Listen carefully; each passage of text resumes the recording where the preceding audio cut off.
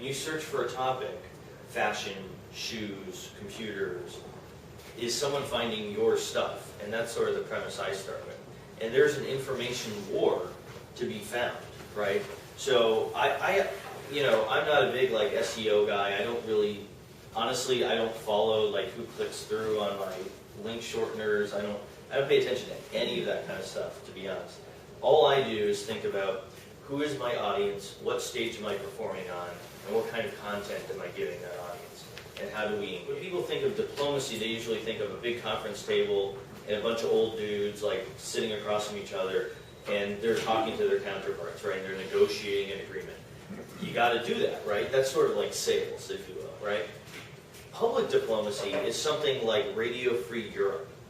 Okay, it's something like the U.S. State Department wants to talk to people in another country, to influence them, to engage them, to maybe even activate them in some ways. You know, all of you are A, right?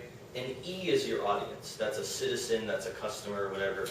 And a lot of times the way things work is you have to give something to B, that's your boss, and C, that's someone in corporate, or public affairs, or legal, and then they have to bounce it to someone else, or they bounce it back. And then somehow it gets to a customer or citizen, you know? And I think this is how a lot of marketing works. This is how a lot of press releases work.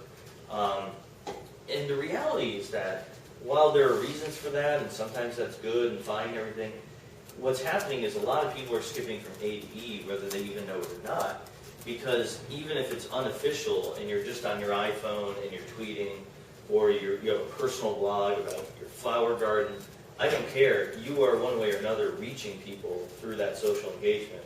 And this is particularly troublesome for giant corporations that try to control everything, for government agencies that really try to control everything.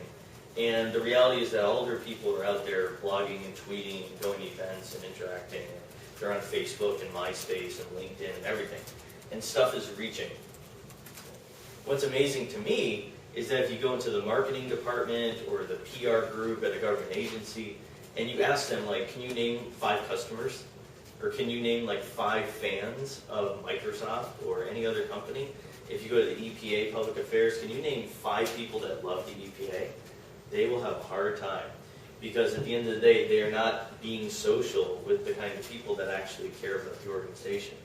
And so I think of a lot of this as, you know, being social and really caring about a community of people that care about you. People are not necessarily like a fan of your specific business. So I look at very, very basic metrics, like are my Twitter numbers going up?